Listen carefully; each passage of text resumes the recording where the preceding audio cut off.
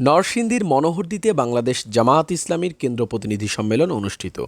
বিস্তারিত দেখুন বিশেষ প্রতিনিধি জাহিদুল ইসলাম আয়াত ও নিজস্ব প্রতিনিধি আব্দুল কাইয়ুমের রিপোর্টে। বাংলাদেশ জামায়াত ইসলামী নরসিংদী ৪ মনোহরদী বেলাব সংসদীয় আসনের কেন্দ্র প্রতিনিধি সম্মেলন আজ বিকেল ৩টায় উৎসবমুখর পরিবেশে অনুষ্ঠিত হয়। সম্মেলনে দলীয় নেতৃবৃন্দ, উপজেলা ও থানা পর্যায়ে দায়িত্বশীল সাংগঠনিক প্রতিনিধি এবং স্থানীয় কর্মীবৃন্দ প্রাণবন্ত অংশগ্রহণ করেন। জমজমাট এ সম্মেলনে বিভিন্ন পর্যায়ের নেতৃবৃন্দ ও দায়িত্বশীলদের উপস্থিতিতে প্রাণবন্ত আলোচনা ও দিক নির্দেশনামূলক বক্তব্যে মুখরিত হয় পুরো মিলন মেলা। সম্মেলনের প্রধান অতিথি হিসেবে উপস্থিত ছিলেন দলের কেন্দ্রীয় সহকারী secretary general advocate Moazzem Hossain Helal.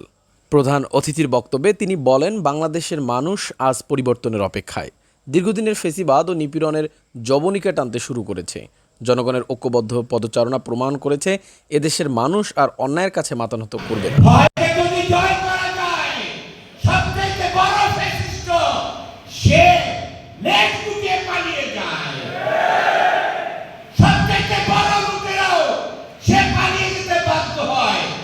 বিশেষ অতিথির বক্তব্যে বাংলাদেশ জামায়াত ইসলামী নরসিংদী জেলা আমির মাওলানা মোহাম্মদ মোসলেউদ্দিন বলেন, এই জমায়েত প্রমাণ করে প্রতিটি প্রতিনিধি এখন সচেতন, সংগঠিত এবং প্রস্তুত।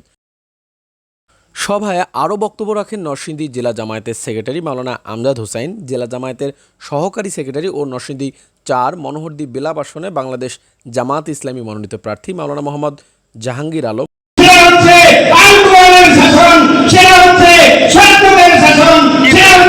উপজেলা উত্তর জামায়াতের আমির মাওলানা মোহাম্মদ ইকবাল হোসেন, দক্ষিণ জামায়াতের আমির মাওলানা মোহাম্মদ সানাউল্লাহ, বেলাব থানা জামায়াতের আমির মোহাম্মদ জহিরুল ইসলাম ও মনোহরদী পৌর জামায়াতের আমির মোহাম্মদ আসাদুজ্জামান নূর। সম্মেলনে সভাপতিত্ব করেন জেলা গণপরিষদ সদস্য ও নরসিংদী ৪ মনোহরদী বেলাব সংসদীয় আসনের পরিচালক অধ্যক্ষ মোহাম্মদ আব্দুল লতিফ খান।